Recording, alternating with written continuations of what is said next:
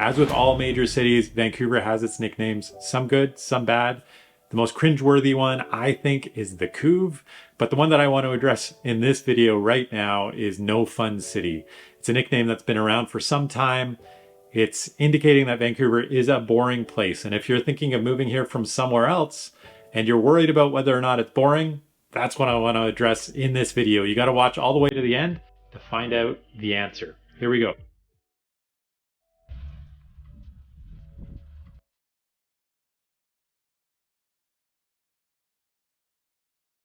So I've been around for a while and I've lived in Vancouver my entire life. I was born and raised here. I remember Vancouver being referred to as No Fun City at some point in my 20s, I feel. So at some point in the 1990s, this moniker kind of came up and stuck. I think at the time there was quite a bit happening in Vancouver that we were trying to be a bigger city than we were, and there were all sorts of festivals that were happening that were failing. And I remember in particular Seafest being one that was sort of a very long-standing, historic, fun Vancouver thing where you had these crazy bathtub races. That was kind of the main component of Seafest, where the bathtub races from Nanaimo to Vancouver, and there were always this the two mayors placed bets, the Nanaimo mayor and the Vancouver mayor, and it was just a lot of fun, a big summer festival. Also Oktoberfest, that was another one that ended up failing and getting canceled around the same time, I think a bit earlier. And then another sort of example of that no fun city that people will point to is New Year's Eve 1999.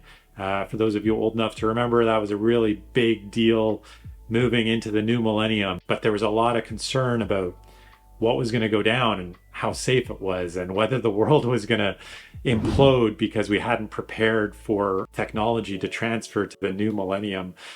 Seems nuts to think about it now, but the Vancouver City Police actually advised people to stay home. And Vancouver was the only city in North America that did not have any organized public festivities for the new millennium, which again, seems crazy today. But at the time, there was just this note of caution. They were worried about how unsafe it might be. And then the other big one was the loss of the Vancouver Indy. And there were complaints about noise that shut that down, and the loss of the Vancouver Grizzlies, the NBA franchise that came into the city in the 90s, and we lost that in 2001. So, you know, those are the main touch points I think that most people would point to as being the impetus for where our moniker as No Fun City came from. And I think the other thing to note is Vancouver also, and British Columbia in general, kind of comes from this place of having really archaic liquor laws.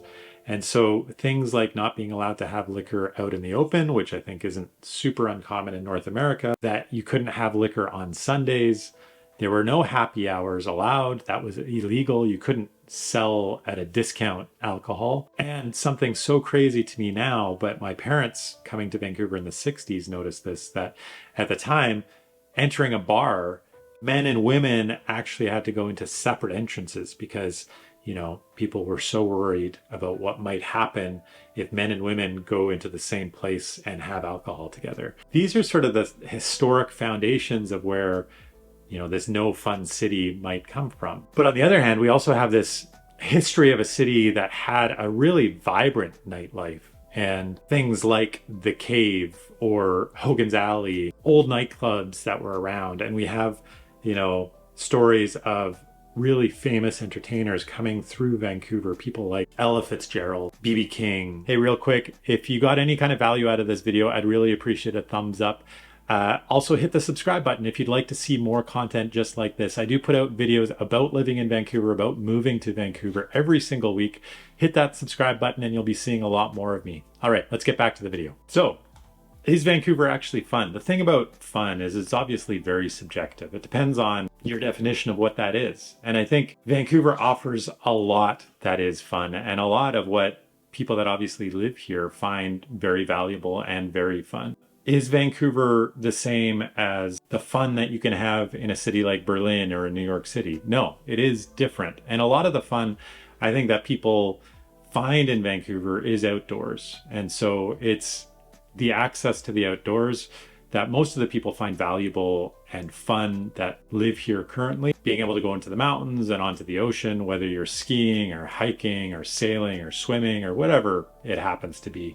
But usually people value that ability to be outside and do physical activities outside in some way. But if your definition of fun is nightlife and drinking, then I think you might find in some ways that Vancouver is lacking. And it certainly is lacking in comparison to a place like Tokyo or Hong Kong or New York City or Berlin. But I think if you notice what all those things have in common is that they're far greater, bigger cities than the city of Vancouver is. And again, Vancouver has less than 700,000 people. And the cities in North America or in Canada that people point to as being more fun are, again, bigger cities.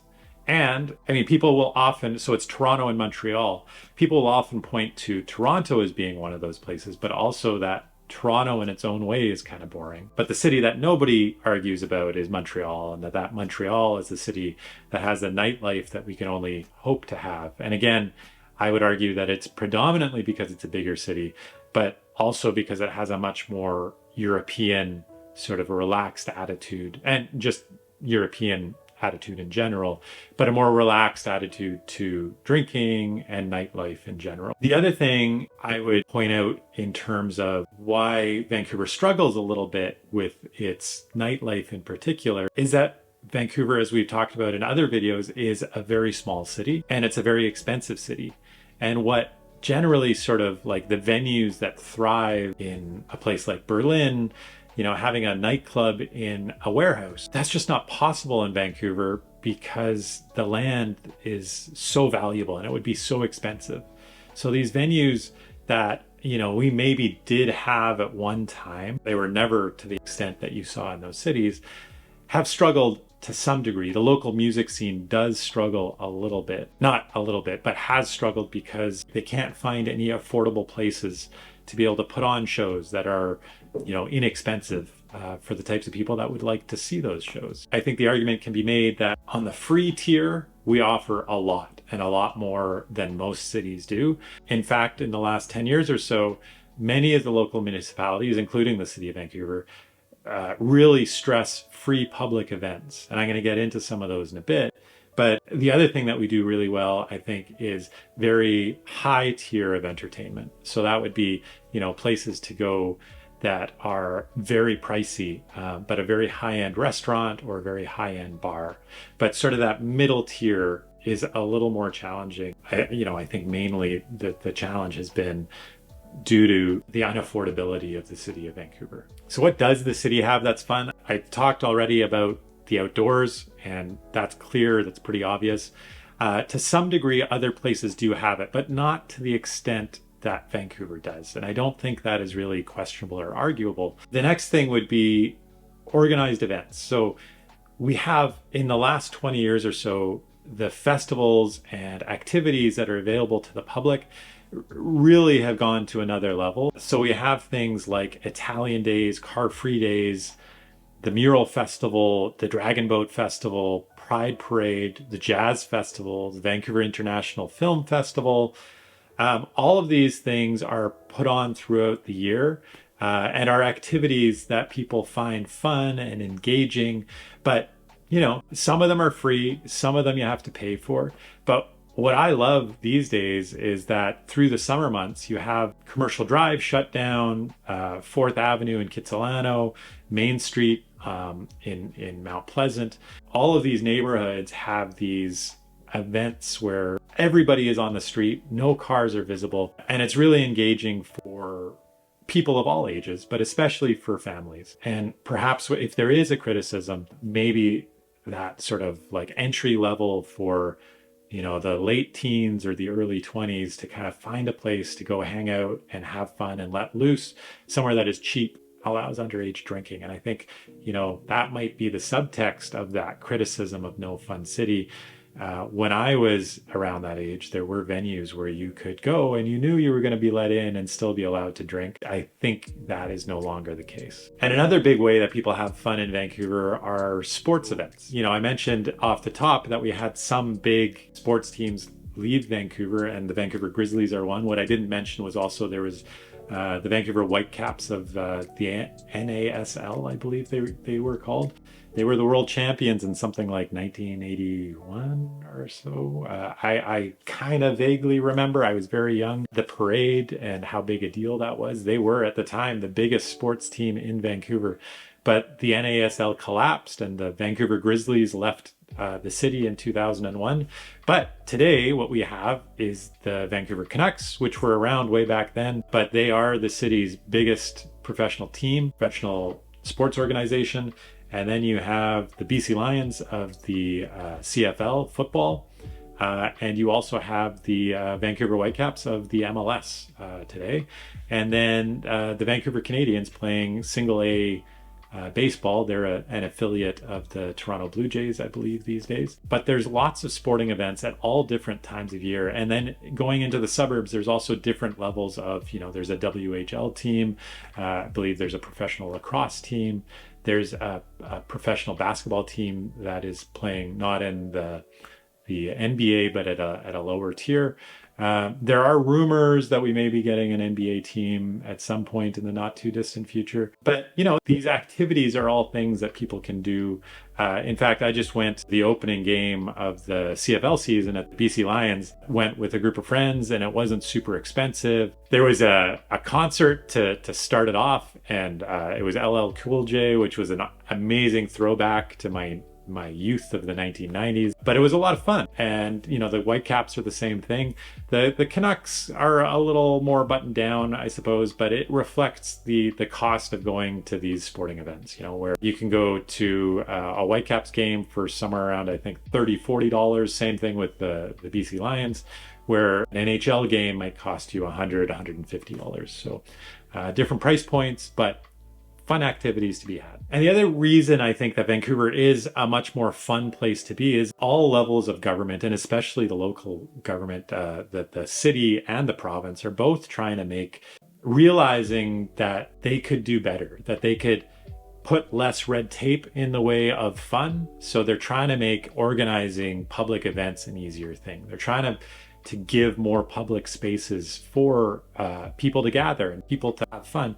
And they're trying to make it easier, or trying to make those liquor laws less archaic. And so some examples of that, just recently they did allow some public parks in Vancouver to allow for drinking. So it's no longer illegal for you to have a beer in some public parks in Vancouver. The idea is that they may move that to all public parks, but at the moment it's only some designated ones. And another example is that a few years ago they allowed happy hour. So you can actually, go to a patio in Vancouver and have a cheaper drink between 3 p.m. and 5 p.m. or 4 p.m. and 6 p.m. It's up to the establishment to decide when they're going to do that. And the other main thing is that they've really improved the use of public space. There are more areas that they've opened to pedestrian traffic and closed to vehicle traffic. The example downtown would be the area in front of the art gallery on Robson Street. That's been closed off to driving for quite some time.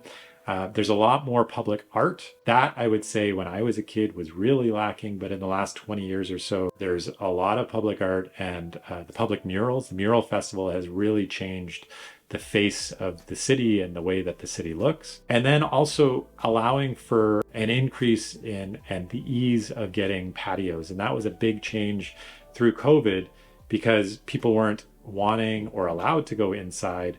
And they allowed a lot of the restaurants and eating establishments to use the outdoor space outside of the establishment as seating. So quite frequently what it is it's actually on the street, and they've taken over some of the parking out front and created sort of like a seating area for people to be able to dine or to have a drink outside. And really at this time of year, like right now it's July in Vancouver, I went out a couple nights ago with some friends, and we were able to meet and gather outside at a place that didn't have a patio of its own, but really makes a difference and changes the way that you engage with the city. And fun isn't only being had behind closed doors, right? And I think that is a really important step to be taken. Hey, on another note, I am a real estate agent that's helped hundreds of families move to Vancouver over my 15-year career, and I can help you too. Just reach out. My contact information's right there on the screen.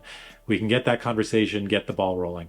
Now let's get back to the video. So I really think that the no fun moniker for Vancouver is a mislabel. It's not true. Vancouver is a very fun city. And to be honest, it has a lot to do with you. You can find fun in Vancouver all the time. There are concerts, there are events, there's things happening in the community. People are outside and engaging with one another, but you have to go out and find it. And if that's not your personality, then yes, you will struggle a little bit. It's generally people who struggle a little bit with that who very quickly will lay blame somewhere. And it's easy to identify this, the history of kind of calling Vancouver no fun when it's really not true. But there are, I think, some important things that the city really struggles with, and it could improve.